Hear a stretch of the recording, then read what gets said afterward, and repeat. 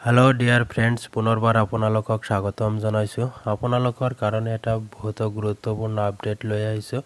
এটা ৰিকোয়াৰমেন্টৰ বিষয়ে আলোচনা কৰিম আপুনি চাব পাৰে SSC MTS অৰ্থাৎ মাল্টি টাস্কিং নন টেকনিক্যালৰ ষ্টাফৰ এক্সাম হ'ব গতিকে আপুনি ইয়াত কাৰণে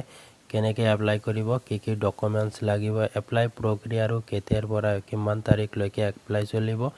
সকলো সম্পূৰ্ণ ডিটেইলছ টই ভিডিওৰ জৰিয়তে আলোচনা কৰিম আপুনি ভিডিওটো স্কিপ নকৰাকৈ সম্পূৰ্ণভাৱে চাই থাকক আপুনি চাব পাৰে ষ্টাফ সিলেকশন কমিশন SSC ইয়াৰ লাষ্ট ডেট হ'ব 30 এপ্ৰিল আৰু এটো আপোনাৰ অনলাইন অতে আপুনি এপ্লাই কৰিব পাৰিব অনলাইনতে আপুনি এপ্লাই কৰিব পাৰিব তাৰ পিছত SSC MTS ৰিকোয়াৰমেন্ট আৰু এটো আপুনি স্কেল পে হ'ব পে স্কেল হ'ব 18000 ৰ পৰা আপোনাৰ 56900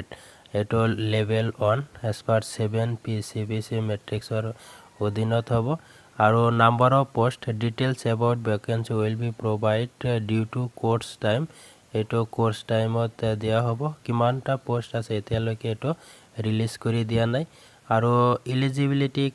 criteria of SSC MTS requirement কি criteria লাগিব আপোনাৰ nationality of candidate Indian citizen subject of Nepal তাৰ পিছত আপোনাৰ subject of Bhutan আৰু refugee person who have Indian origin migrate Pakistan Burma Afghanistan আপোনাৰ ইয়াৰ পৰা migrant হোৱা তাৰ পিছত age limit তো হ'ব আপোনাৰ 18 বছৰৰ পৰা 25 বছৰৰ ভিতৰত হ'ব লাগিব এটো আপুনি চাব পাৰে candidate must be minimum 8 years and must be not exceed 50 years old এটো maximum হ'ব লাগিব তাৰ পিছত আৰু আছে আপোনাৰ 18 বছৰৰ পৰা 27 বছৰ কাট অফ ডেট আৰু ইয়াৰ ৰিল্যাক্সেশন দিয়া আছে ক্যাটাগৰি ওয়াইজ আপোনাৰ এটো ৰিল্যাক্সেশন দিয়া আছে SC ST ৰ কাৰণে 5 বছৰ অৰ্থাৎ 5 আৰু 25 আপোনাৰ 30 বছৰ হ'ব OBC 3 বছৰ PWT আনৰিজাৰ্ভ 10 বছৰ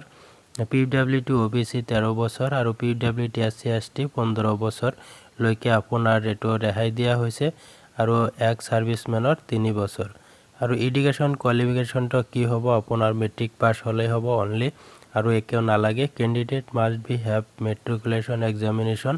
আপোনাৰ অনলি মেট্ৰিক পাস হলে আপুনি ইয়াৰ কাৰণে আবেদন কৰিব পাৰিব তাৰ পিছত এপ্লিকেশন ফিস আপোনাৰ এপ্লিকেশন ফিসটি কিমান হ'ব SC ST PWD একো নালাগে আৰু ইউ আৰু এ জেনাৰেল আৰু OBC ৰ কাৰণে 100 টকা পেমেন্ট কৰিব লাগিব এটো আপোনাৰ UPI net banking visa master card মেষ্ট্ৰ বা ৰূপে ক্ৰেডিট কাৰ্ড আপুনি অনলাইনতে আপুনি এই টকাটো আপুনি দিব পাৰিব তাৰ পিছত এক্সাম সেন্টাৰ কত হ'ব ইন্ডিয়াৰ নৰ্থ ইষ্টৰ কাৰণে এক্সাম সেন্টাৰ হ'ব ইটানগৰ ডিব্ৰুগড় গুৱাহাটী যোৰহাট শিলচৰ ডিমাপুৰ কোহিমা শিলং ইম্ফল আপোনাৰ এইখিনি সেন্টাৰ হ'ব তাৰ পিছত আপুনি চাব পাৰে how to apply SSC MTS আপুনি কেনেকৈ এপ্লাই আবেদন কৰিব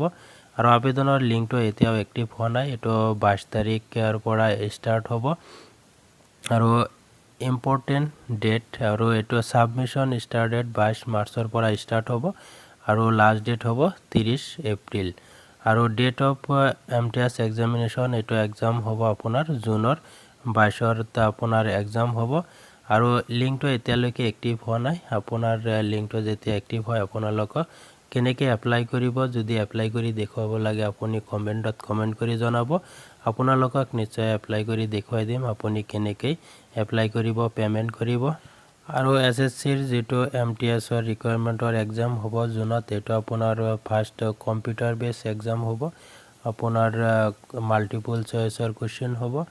আৰু নেক্সট ভিডিওত আপোনালোকক দেখুৱাই দিম ইয়াৰ কাৰণে কি syllabus কি থাকিব আৰু কিমান মাৰ্কৰ এক্সাম হ'ব সম্পূৰ্ণখিনি দেখুৱাই দিম আপুনি চেনেলটো যদি এতিয়াও সাবস্ক্ৰাইব কৰা নাই চেনেলটো সাবস্ক্ৰাইব কৰি ৰাখিব যদি ভিডিওটো ভাল লাগিছে আপোনাৰ বন্ধু বান্ধৱীলৈ শেয়াৰ কৰি দিব থ্যাংক ইউ